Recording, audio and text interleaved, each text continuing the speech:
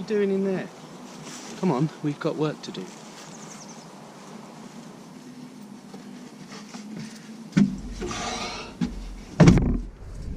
That's better. Now, Saturday 20th of July, it's about 4:30 in the afternoon.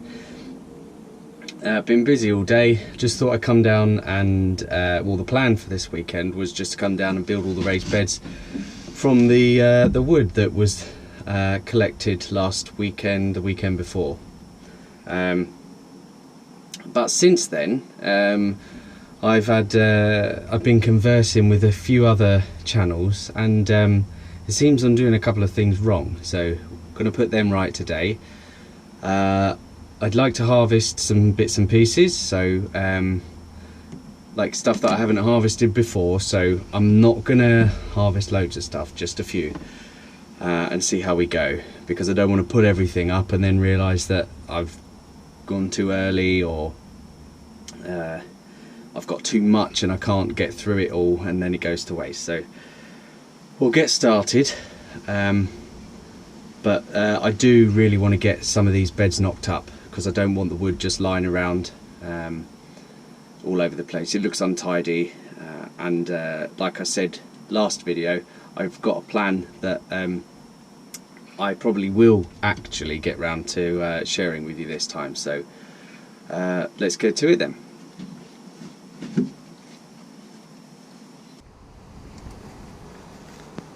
So one of the first things I'm going to harvest today is some of my beetroot. I'm probably only going to take about a third of it because I don't really know what I'm doing. So we'll take some, we'll go home and cook it and see what we come up with. If it's too small, then I will wait a little bit. If it is good, then I'll come back next week and maybe pull the rest out.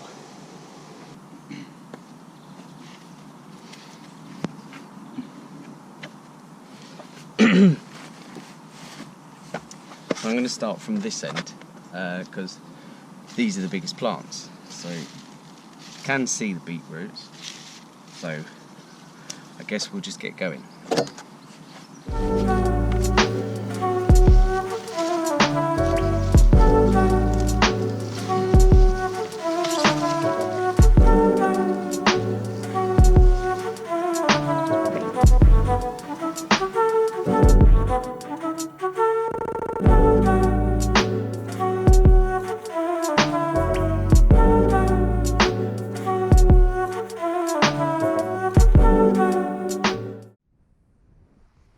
So things started promisingly.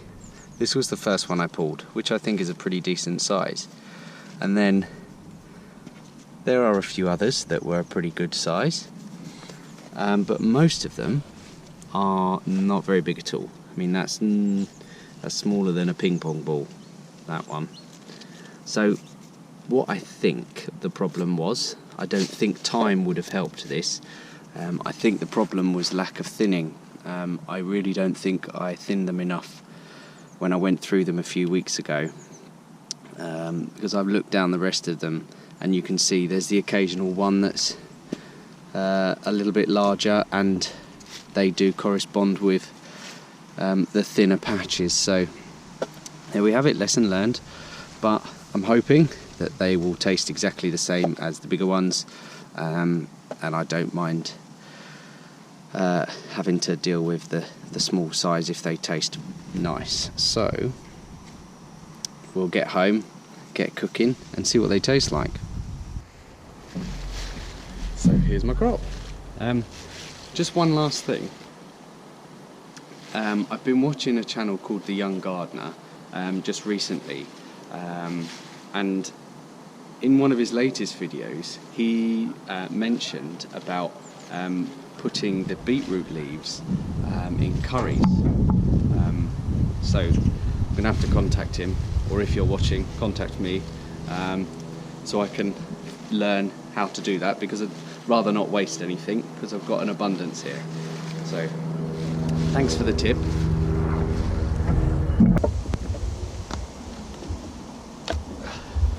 While we're on the subject of other people's channels, a couple of weeks ago I showed you that I'd laid this timber out so that I could train the pumpkin plants across them.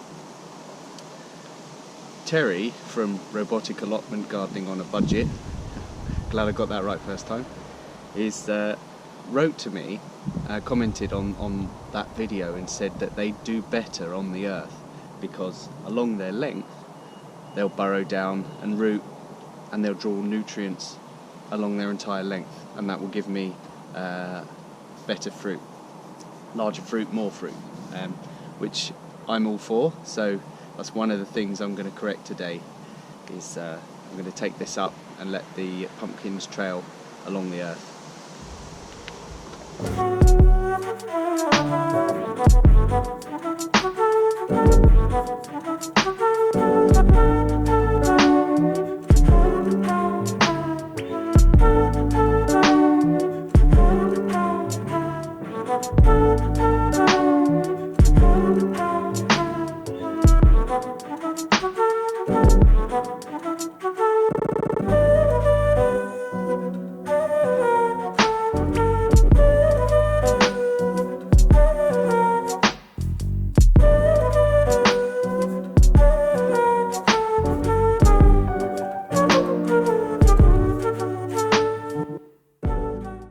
That's all done.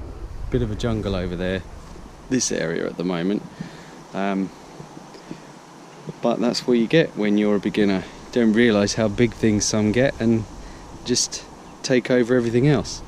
So what the timbers that I did have down have done for me is sort of kill off a lot of the weeds and grass, and I'm hoping as the pumpkin grows the leaves will shade the ground a bit so that I won't get much coming back. It'd be easy to keep on top of now. So, time to get building the beds. I've had a quick measure up. It's all metric sizes, so it's not like 8x2, 10x2, it's like 8 3/4 by 1 3/4, and that, you know what the metric sizes are like. So I'm going to sort it out so that they're all in there, piles of sizes. Probably going to try and use the wider stuff first, just so that I can get the highest beds possible, and that's what I've got least of. And I'm a bit reluctant to use the stuff underneath the apple trees at the moment, because it's doing a good job of keeping the weeds at bay and catching the apples when they fall. So I'm not stamping around on rotten apples and embedding them into the ground. So yeah, gonna have a quick measure up of the widest stuff, denail it, although there are very few nails in it, and see what I can build.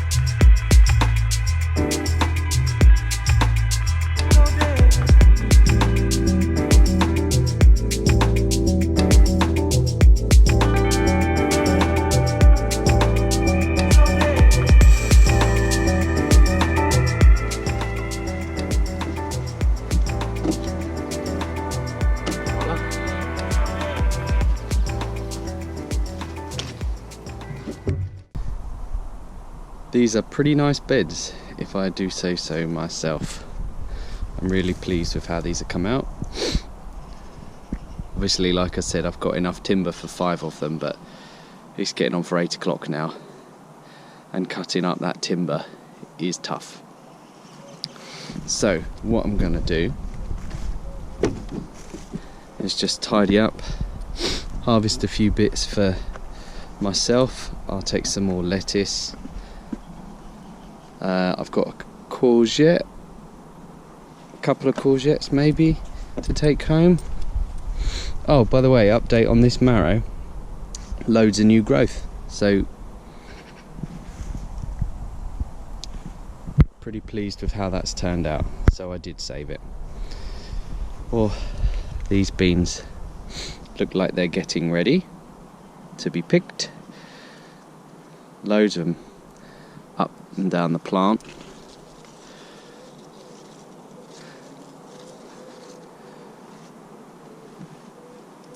I've pinched the tops out now, just so you know, on the advice of Alan and Terry and someone else that commented on the last video. I'm sorry, I can't remember your name. It begins with a G. You know who you are. So I think that's it for today. Oh, the other thing, just before we go, these I've found out are Granny Smith apples. So I'm not much of an apple lover myself, but what I will do is pick a few and probably make a crumble or something. Apparently they're good for cooking. So, from my new beds, thank you very much for watching, and I'll see you next week.